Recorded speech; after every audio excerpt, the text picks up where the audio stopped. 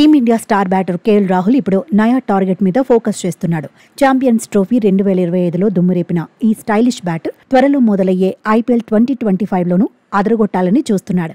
లక్నో నుంచి ఢిల్లీ క్యాపిటల్స్కు మారిన రాహుల్ డీసీ తన మీద ఉంచిన నమ్మకాన్ని నిలబెట్టుకోవాలని అనుకుంటున్నాడు. మంచి స్కోర్లు బాధతో ఆ టీం సక్సెస్లో కీలక పాత్ర పోషించాలని భావిస్తున్నాడు. అయితే అతడు చేతిలా కెరియర్ నాశనం చేసుకుంటున్నాడనే అభిప్రాయాలు వ్యక్తమవుతున్నాయి. సీనియర్లు కూడా ఇదే మాట చెబుతున్నారు. ఇంటిదాకా వచ్చిన అవకాశాన్ని గెంటేస్తున్నాడని పెదవి విరుస్తున్నారు.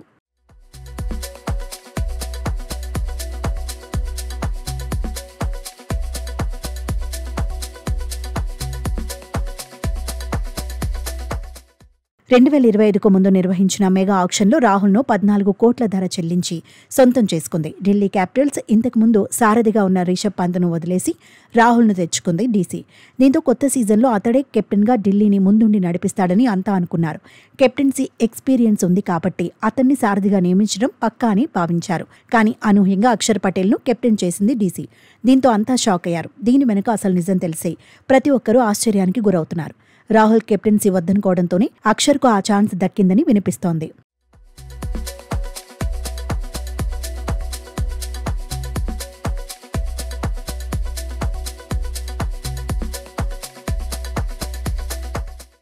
నిజానికి కేఎల్ రాహుల్కి కెప్టెన్సీ కొత్త కాదు. 2 సీజన్లు పంజాబ్ కింగ్స్కు, మరో 2 సీజన్లు లక్నోకు సారథిగా వ్యవహరించాడు.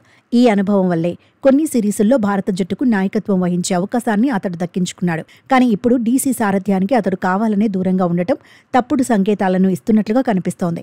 ఛాంపియన్స్ ట్రోఫీలో రాణించడం ద్వారానే వన్డే టెస్ట్ టీంలో కేఎల్ పర్మనెంట్ బెర్త్ కన్ఫర్మ్ అయినట్లేనని అంటున్నారు. దీంతో ఫ్యూచర్లో కెప్టెన్సీ ఛాన్స్ వచ్చే ఛాన్సుల్నే కొట్టిపారేయలేం. కానీ తాజా నిర్ణయంతో తనకు సారథ్యం మీద మోజు, ఆసక్తి లేదని అతడు చెప్పకనే చెప్పాడు. దీనివల్ల ఐపీఎల్లోనే కాదు, టీమిండియాకు ప్రాతినిధ్యం వహించే సమయంలోనూ కేవలం బ్యాటర్, కీపర్గానే కంటిన్యూ అయ్యే అవకాశాలుంటాయి. అందుకే కెప్టెన్సీని వదులుకొని అతడు కెరియర్ నాశనం చేసుకుంటున్నాడనే అభిప్రాయాలు వ్యక్తమవుతున్నాయి.